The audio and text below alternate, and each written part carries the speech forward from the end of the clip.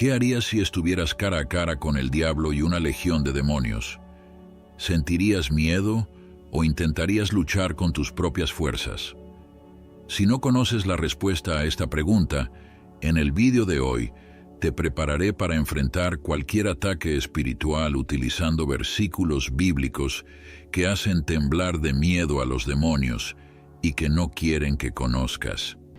No hay demonio que pueda resistir después de que declares estos versículos con tu boca. Si quieres saber cuáles son estos versículos, te invito a ver este vídeo hasta el final. Pero antes de empezar, quiero pedirte que te suscribas a mi canal y actives la campana de notificaciones para recibir actualizaciones sobre nuevos vídeos. De esta manera, ayudarás a nuestro ministerio a llegar a más personas.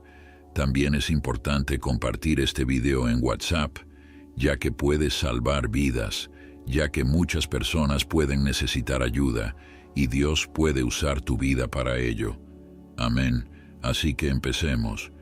En la comunidad cristiana es muy raro escuchar sobre el diablo y lo que necesitamos hacer para evitar que dañe nuestras vidas. La verdad es que no todos están preparados para escuchar sobre el mundo espiritual, ya que muchos tienen miedo y prefieren ignorar este tema. Por eso te pregunto, ¿cómo reaccionarías si estuvieras cara a cara con Satanás? Lo primero que necesitamos hacer es conocer a nuestro mayor adversario para poder actuar y luchar con sabiduría. Después de todo, nadie entra en una batalla desprevenido sin saber con qué se encontrará al otro lado, ya que sería fácilmente derrotado. Otra cosa que necesitas saber es que los demonios no son tan poderosos como muchas personas creen, y la verdad de esta afirmación se encuentra en 1 Juan 4:4. Mira lo que está escrito allí. Hijos míos, vosotros sois de Dios y los habéis vencido, porque mayor es el que está en vosotros que el que está en el mundo. Hermanos y hermanas, lo que tenemos dentro de nosotros es mucho más poderoso y fuerte que el diablo y su legión de demonios. ¿Y qué tenemos dentro de nosotros? El Espíritu Santo de Dios, si hemos entregado nuestras vidas a Jesús. Pero eso no significa que podamos dejar de estar alerta. Los demonios pueden causar grandes problemas en la vida de las personas, pero para nuestro alivio, no son invencibles. En otras palabras, pueden ser derrotados y tenemos la autoridad para enfrentarlos. Por eso es tan importante conocer la autoridad que Dios nos ha dado. Estos seres malignos operan en el ámbito espiritual y esperan momentos de debilidad para entrar en nuestras vidas, pero hay otro versículo que nos da un gran poder y que el diablo no quiere que descubras. Mira lo que está escrito en Santiago 4:7. Someteos pues a Dios, resistid al diablo y huirá de vosotros. Someteos entonces a Dios, resistid al diablo y él huirá de vosotros. Mira qué interesante, solo basándote en este versículo ya tienes la clave para resistir al diablo y hacer que huya a ellos. El primer paso es someterse a Dios. Esto significa que debemos dejar de lado nuestra propia fuerza, nuestra propia inteligencia y solo hacer la voluntad del Señor. Este es un paso crucial para protegerte de las trampas del diablo. Quizás te estés preguntando, pero pastor, ¿cómo resisto al diablo? Lo primero es buscar la obediencia a Dios. Si sientes que tu vida está siendo atacada espiritualmente y todo parece ir mal, es necesario que reflexiones y analices si estás buscando al Señor, orando y meditando en su palabra. Satanás no quiere que busques al Señor, por eso te lanzará trampas y distracciones para que pierdas el enfoque, porque esa es la única manera en que puedes seguir actuando en tu vida. Cuando nos alejamos de la presencia del Señor, abrimos la puerta para que el enemigo comience a trabajar. Y esto sucede porque escuchamos nuestros deseos pecaminosos.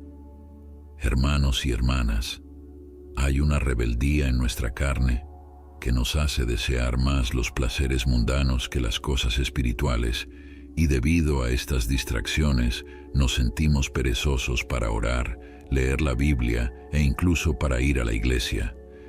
Sin embargo, la verdad es que necesitamos alimentar nuestro espíritu mucho más que nuestra carne. Observa la advertencia que nos dio el apóstol Pablo. Los que viven según la carne tienen la mente puesta en lo que la carne desea, pero los que viven de acuerdo con el Espíritu tienen la mente puesta en lo que el Espíritu desea.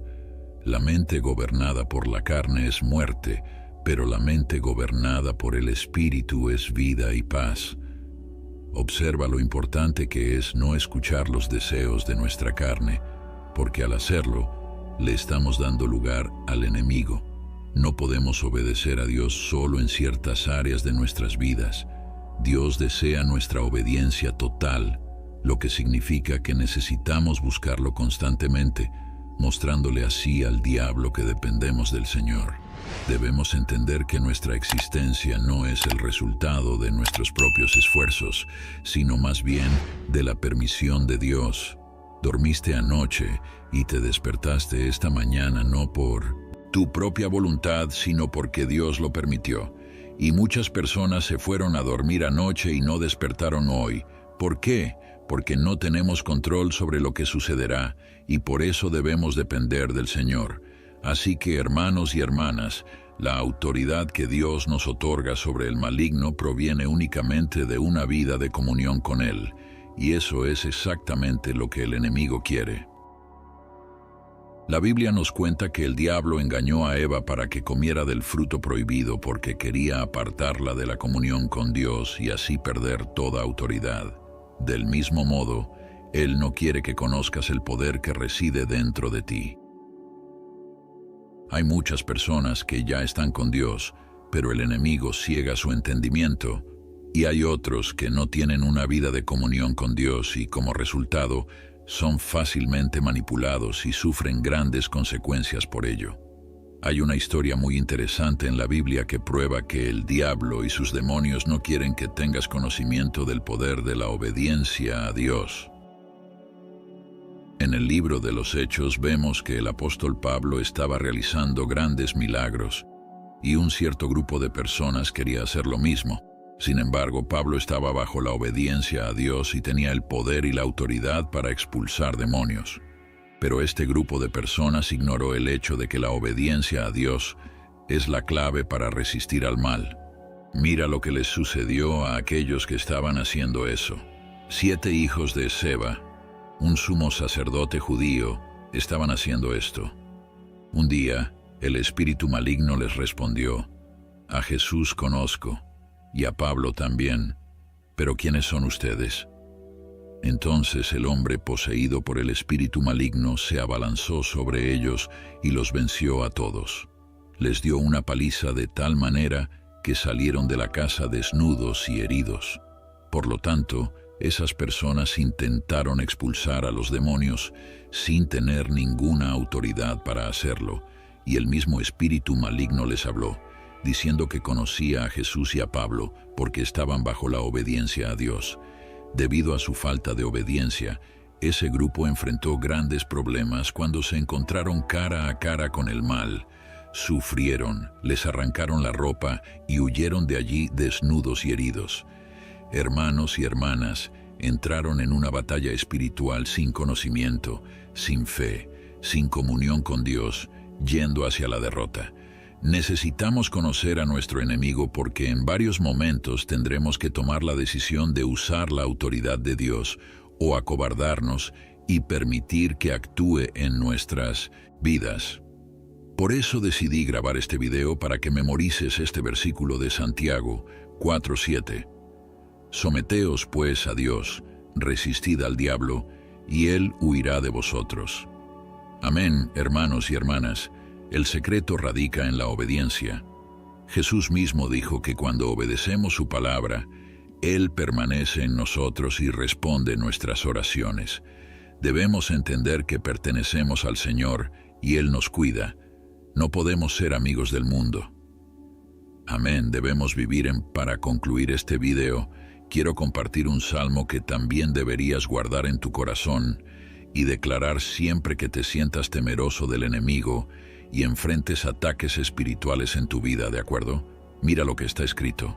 Señor, ¿cuántos son mis adversarios? ¿Cuántos se levantan contra mí? Muchos dicen de mí, Dios nunca lo salvará. Pero tú, Señor, eres mi escudo, eres mi gloria. Tú levantas mi cabeza. Yo clamo al Señor en alta voz, y Él me responde desde su monte santo. Me acuesto, me duermo y me despierto porque el Señor me sostiene. No temeré a los miles que me rodean y me atacan por todas partes. Aleluya, hermano mío, que también hagas de este salmo tu oración. Cree que Dios está contigo, que te protege y que Él es quien te otorga liberación. Comienza a buscar la presencia del Señor desde este mismo día. Amén. Te envío un fuerte abrazo. En conclusión, espero que este video haya sido edificante para ti y que te haya fortalecido en tu fe y conocimiento de cómo resistir al enemigo espiritual. Recuerda siempre que la obediencia a Dios es clave para vencer cualquier adversidad. Ahora, me encantaría escuchar tus pensamientos y lo que has aprendido hoy. Déjanos un comentario compartiendo tus reflexiones y experiencias. No olvides darle me gusta a este video y suscribirte al canal para recibir más contenido edificante como este. Gracias por acompañarnos en esta jornada espiritual. Antes del diluvio, ¿cómo era el mundo antes del diluvio en una época que antecede a la nuestra por milenios? Una época tan radicalmente diferente de hoy que bien podría pertenecer a otro universo. Esta fue la era anterior al gran diluvio, un período marcado no solo por sus paisajes antiguos y una longevidad inimaginable, sino definido por sus profundos desafíos espirituales y morales. En este mundo, los humanos no vivían meramente durante décadas, sino durante siglos, presenciando y dando forma a una tierra intocada por los océanos que ahora esculpen nuestros continentes. Aquí, en medio de esta casi eterna extensión de vida, la humanidad se encontraba en una precipitada encrucijada moral. Era una época donde la maldad no solo estaba presente, sino desenfrenada, donde lo divino y lo terrenal interactuaban de maneras sin precedentes. Imagina gigantes, verdaderos gigantes, los Nefilim, deambulando por las vastas tierras de la tierra, su mera presencia un testimonio de una unión extraña y antinatural entre ángeles caídos y las hijas de los hombres. Considera las criaturas ahora perdidas en la extinción, animales que alguna vez deambularon libremente por el planeta compartiendo este mundo antiguo con la humanidad. Este fue un tiempo sin igual, donde lo sobrenatural se entrelazaba con lo cotidiano y donde las acciones de unos pocos determinarían el destino de muchos. Al adentrarnos en este pasado antiguo, no solo estamos relatando la historia, estamos descubriendo la Biblia llena de lecciones que son tan relevantes en nuestros tiempos modernos como lo fueron hace miles de años. Hoy exploraremos lo que realmente significaba vivir en los días previos al diluvio de Noé. Examinaremos las vidas de aquellos que caminaron sobre la tierra cuando estaba llena de corrupción y violencia, y reflexionaremos sobre la naturaleza de la rectitud en un tiempo en el que era más fácil conformarse con el mal que enfrentarlo. La era antes del diluvio, conocida como el período antediluviano, revela un capítulo de la humanidad que es tanto impresionante como profundamente perturbador. Fue un tiempo en el que los humanos vivían vidas de una longitud asombrosa, presenciando siglos pasados, una longevidad que desafía nuestra comprensión actual de la brevedad de la vida. Las Escrituras nos dan breves pero profundas visiones de este período, pintando un cuadro tanto de inmensa maldad como de gracia divina. Pero, ¿qué ocurrió realmente en esos días lejanos? ¿Cómo se sintió caminar sobre la tierra junto a figuras como Adán o Matusalén? ¿Y qué podemos aprender nosotros, viviendo miles de años después, al reflexionar sobre este mundo perdido? Antes de continuar con nuestro sermón, debemos abordar primero la teoría de la raza preadámica. Para ser claro, No respaldo, no apoyo ni creo en la teoría de la raza preadamita. Sin embargo, creo que es importante señalar que hay personas que creen en ella y quiero que estés al tanto de lo que está ahí fuera. La visión de una existencia humana antediluviana que antecede a Adán a veces se conoce como la teoría de la raza preadámica. Esta teoría presenta la noción de que un grupo de humanos fue creado por Dios y habitaba la tierra antes de que el bíblico Adán fuera creado. Uno de los defensores más notables de una teoría preadamita fue Isaac Lear, 1596-1676, un filósofo y teólogo francés. En su controvertida obra Prad, publicada en 1655, propuso que hubo hombres antes de Adán que no eran descendientes de él, sugiriendo que Adán era meramente el ancestro del pueblo judío y no de toda la raza humana. Esto representó una partida radical de la historia bíblica de la creación y tuvo la intención de reconciliar textos bíblicos con evidencia natural observable y la diversidad de pueblos conocidos en ese momento. Hay dos interpretaciones prominentes de esta teoría. Una es la proposición original de Lear y la otra está encapsulada en lo que se conoce como la teoría del hueco o el modelo de ruina y reconstrucción. Lear sugirió que los gentiles o no judíos fueron los creados en el sexto día, como se registra en Génesis 1:26, que dice: «Y dijo Dios, hagamos al hombre a nuestra imagen conforme a nuestra semejanza, y señore en los peces del mar, en las aves de los cielos, en las bestias, en toda la tierra, y en todo animal que se arrastra sobre la tierra». Lear sugirió que en Génesis 1:26 los no judíos fueron creados. Teorizó que el pueblo judío no fue creado hasta después del día de descanso de Dios y que Adán fue su progenitor. Para fortalecer su teoría, Lear señaló ciertos eventos bíblicos que parecen implicar la existencia de otras personas junto a Adán y sus descendientes, como la ansiedad de Caín por posibles atacantes, su unión con una esposa de origen inexplicado y el establecimiento de una ciudad, como se relata en Génesis 4:4, que en su opinión son indicios de una raza humana contemporánea. Además, Lear examinó textos bíblicos a través de su único y francamente herético punto de vista, notablemente un pasaje de Romanos 5:12-14.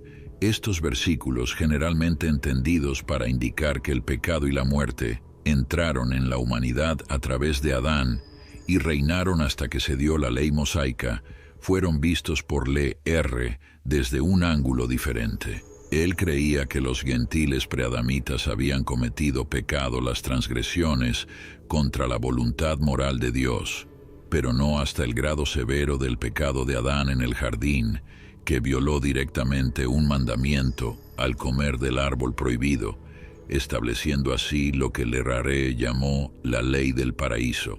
Por lo tanto, en su opinión, estos individuos preadamitas fueron aquellos que no habían cometido un acto que reflejara la transgresión específica de Adán. Hay muchos problemas con las interpretaciones de Lear de las Escrituras, y él no está solo.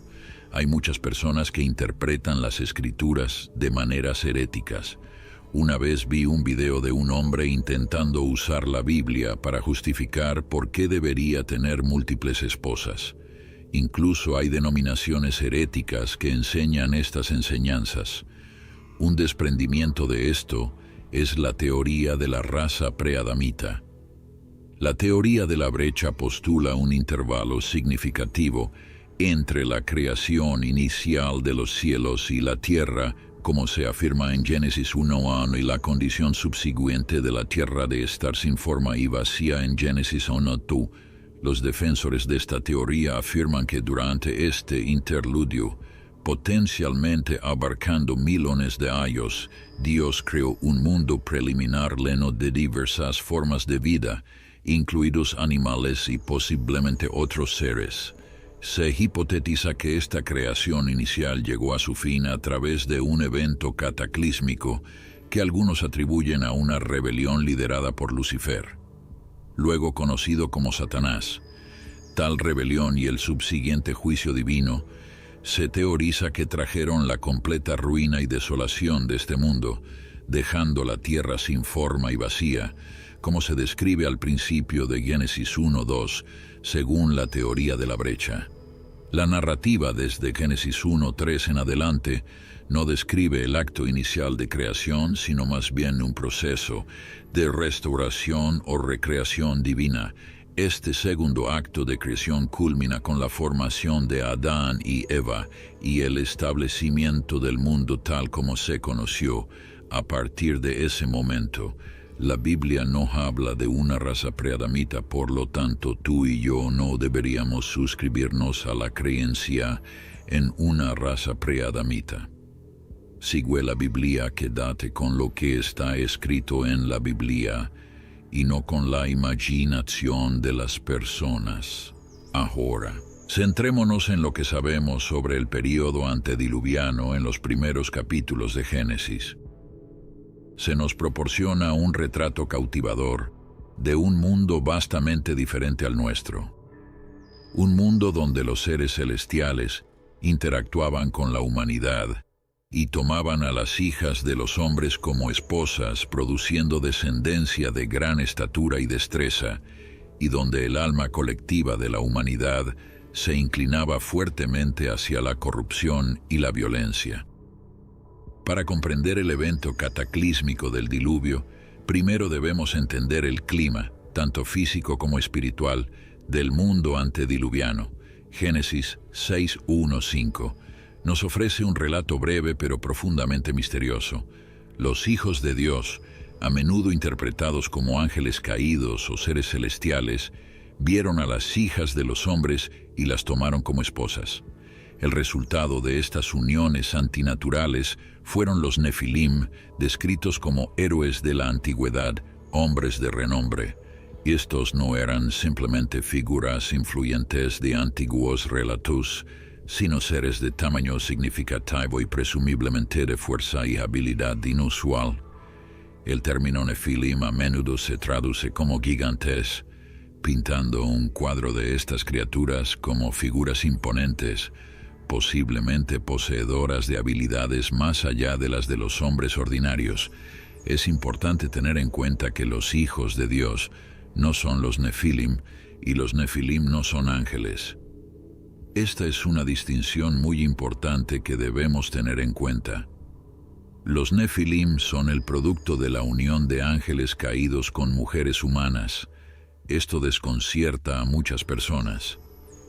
Se cuestionan cómo un ser espiritual como un ángel puede producir un ser material como un Nefilim. Pero si lo piensas, todo lo que conoces y yo conocemos fue creado por un ser invisible y eterno, Dios Todopoderoso. Los hijos de Dios que se unieron con mujeres en Génesis 6 eran ángeles. Estos ángeles abandonaron sus posiciones en el cielo para cometer inmoralidades en la tierra. Los ángeles en Génesis 6 probablemente sean a los que se refiere Judas en Judas 1:6, y a los ángeles que no guardaron su dignidad sino que abandonaron su propia morada, los ha guardado bajo oscuridad, en prisiones eternas, para el juicio del gran día. Pero la presencia de los Nefilim y las acciones de los ángeles caídos fueron solo la punta del iceberg en términos de degradación moral del mundo antediluviano. A medida que navegamos más profundamente en las Escrituras, el relato pinta una escena sombría de la capacidad del corazón humano para la maldad. Génesis 6:5 dice: «Y vio Jehová que la maldad de los hombres era mucha en la tierra, y que todo designio de los pensamientos del corazón de ellos era de continuo solamente el mal». Esta descripción es escalofriante. Cada pensamiento, cada inclinación completamente consumidos por el mal todo el tiempo. ¿Cómo podría haber sido esta maldad implacable en la práctica? ¿Puedes imaginar un mundo así, tan lleno de oscuridad y maldad, tan plagado de corrupción y amor por el mal? Es concebible que la sociedad estuviera plagada de avaricia, lujuria, engaño y traición.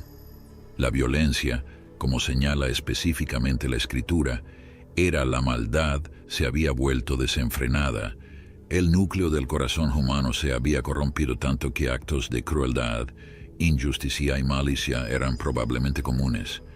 La esencia misma de la brújula moral de la humanidad se había distorsionado hasta tal punto que el diseño original y la intención de Dios para la humanidad parecían casi totalmente oscurecidos en la generación de Noé. La maldad alcanzó un punto máximo en la generación de Noé, que la Biblia describe como sin precedentes. ¿Por qué fue este el caso? Una razón podría ser la notable longevidad de la vida humana en ese tiempo. La gente no vivía solo durante unas pocas décadas, vivían durante siglos. Imagina el impacto en una sociedad donde los individuos, si elegían un camino de maldad, continuaban en ese camino durante cientos de años. A diferencia de hoy, donde una persona podría propagar el mal, digamos, durante 70 años, en la época de Noé, alguien podría propagar ese mal durante 500 años o más. Además, como se mencionó anteriormente, este es el mismo periodo en el que los ángeles caídos tomaron a las hijas de los hombres como esposas, lo que llevó al nacimiento de los Nefilim, una descendencia híbrida. Estos seres podrían haber traído una forma de maldad diferente y más potente, o haber influenciado a la humanidad de maneras que no podemos entender completamente. Su presencia, combinada con humanos que vivían mucho tiempo y quizás continuaban en sus caminos pecaminosos sin cambio, creó un mundo saturado de maldad. Por lo tanto, no fue solo la longevidad de la vida, sino los efectos compuestos de la maldad prolongada y la influencia potencial de seres sobrenaturales lo que hizo que el mundo fuera tan corrupto en los días antes del diluvio. La gravedad de la maldad humana durante este tiempo no puede ser exagerada. Llegó a un punto en el que Dios sintió pesar de haber creado al hombre en la tierra. Imagina la profundidad de la corrupción requerida para entristecer el corazón del Creador hasta tal punto. Sin embargo, en medio de la abrumadora oscuridad de esta era, el relato no nos deja sin esperanza. Mientras que el mundo en general elegía un camino de corrupción, individuos como Noé encontraban favor ante los ojos de Dios. Sirve como un recordatorio conmovedor de que incluso en los tiempos más depravados, la rectitud aún puede mantenerse firme y la gracia de Dios permanece disponible. Al reflexionar sobre el mundo antes del diluvio, obtenemos una visión de las profundidades a las que la humanidad puede hundirse cuando está alejada de Dios. Sirve como una advertencia y nos insta a buscar la presencia de Dios en nuestras vidas hoy, no sea que olvidemos nuestro verdadero propósito y destino. En el tiempo que condujo al gran diluvio, la Biblia describe un mundo que, en muchos aspectos, desafía nuestro entendimiento moderno. Una de las características más llamativas de la era antediluviana era la extraordinaria longevidad de la vida humana. La gente no solo vivía durante un siglo, sino durante varios siglos. Y aunque esto podría parecer al principio un mero detalle en la narrativa más amplia, las implicaciones de estas vidas prolongadas son profundas, tanto espiritual como socialmente. Consideremos a Matusalén, un nombre con el que muchos están familiarizados, aunque sea solo por el hecho de que ostenta el récord de la vida humana más larga en la Biblia, nada menos que 969 años, pero hay mucho más en su historia que simplemente una edad impresionante. El nombre Matusalén es rico en significado. Mientras los estudiosos han debatido la interpretación precisa de su nombre, un significado propuesto es: su muerte traerá, sugiriendo que tras su muerte ocurriría algo significativo. A medida que se desarrolla la línea de tiempo, la muerte de Matusalén parece coincidir con el comienzo del gran diluvio, lo que implica que su vida útil fue un periodo de tiempo divinamente designado que conducía a ese evento crucial. Ahora imagina las implicaciones de tales vidas extendidas a nivel espiritual. Personas como Matusalén habrían sido testimonios vivientes de tiempos anteriores. Esto significa que las historias de la creación, el jardín del Edén y las primeras interacciones de la humanidad con Dios podrían haber sido transmitidas directamente desde la fuente, no como leyendas distantes, sino como relatos de primera mano. Los ecos de las intenciones originales de Dios para la humanidad y la gravedad de la caída habrían estado muy vivos en ese tiempo. Desde una perspectiva social, la estabilidad proporcionada por vidas tan largas podría haber tenido efectos tanto positivos como negativos. Por un lado, la sabiduría acumulada de siglos de vida sería directamente accesible. Los ancianos no solo serían aquellos que habían vivido 70 u 80 años, sino cientos de años con experiencias y conocimientos que abarcan varias generaciones. Las familias crecerían bajo la guía de patriarcas y matriarcas que habían visto y aprendido mucho. Por otro lado, si alguien se aferraba a caminos malvados, su influencia podría persistir mucho más tiempo, potencialmente llevando a clanes o comunidades enteras por caminos de rebelión contra Dios. A nivel práctico, la dinámica de las relaciones familiares y la adquisición de habilidades sería vastamente diferente. Las relaciones tendrían capas que no podemos entender completamente hoy. ¿Cómo te relacionarías con tus tataranietos y ellos contigo si todos fueran contemporáneos? Y considera los oficios, artes y habilidades que uno podría dominar en cientos de años. La experiencia adquiriría una dimensión completamente nueva.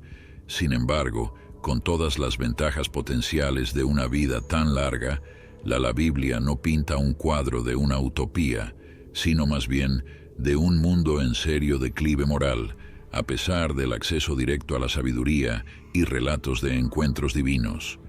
La humanidad, en su mayoría, se alejó de Dios. Al reflexionar sobre esta era, Matusalén se erige como un faro. Su vida, marcada por su increíble duración y el significado de su nombre, sirve como testamento de la paciencia de Dios, sus intrincados planes y sus mensajes que a veces abarcan siglos.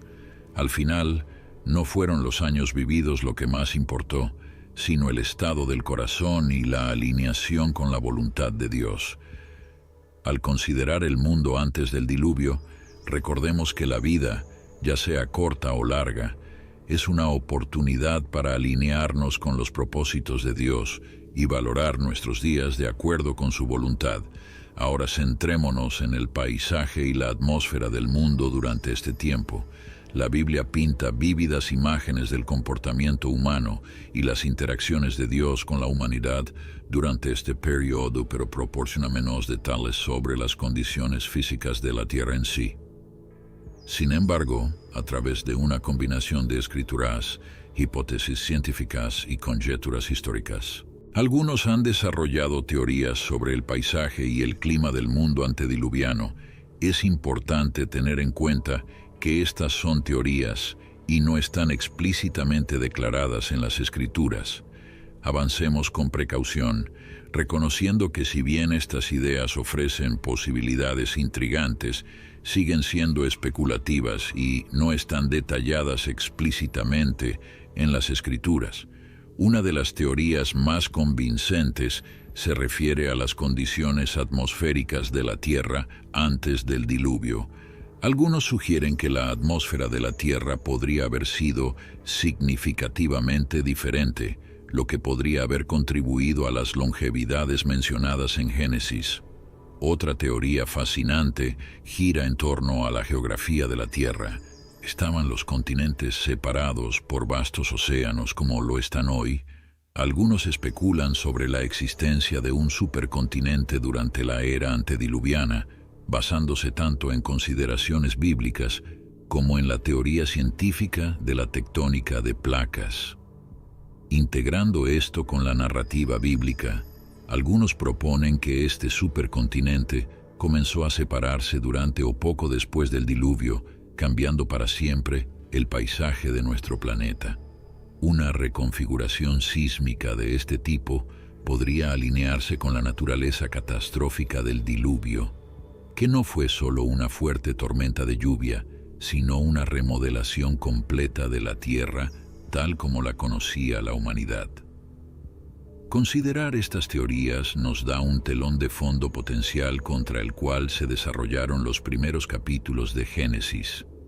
Imagina un mundo con una vasta masa terrestre única, envuelto en un clima uniformemente cálido, estable y posiblemente rebosante de vegetación y vida. Tales condiciones darían forma a las experiencias diarias, los desafíos y las oportunidades de la humanidad temprana, de maneras que apenas podemos comenzar a entender. En conclusión, hoy hemos explorado fascinantes teorías sobre el mundo antediluviano, desde la longevidad extraordinaria de la vida humana hasta las posibles condiciones atmosféricas y geográficas de la Tierra en ese tiempo remoto. Espero que este contenido les haya brindado una nueva perspectiva sobre cómo era la vida antes del diluvio y cómo esos tiempos pueden haber influido en la humanidad de hoy. Me encantaría escuchar sus pensamientos y lo que han aprendido de este video. Por favor, dejen sus comentarios debajo, denle un me gusta si les gustó el contenido y no olviden suscribirse al canal para más videos como este. Gracias por acompañarnos hoy y nos vemos en el próximo video.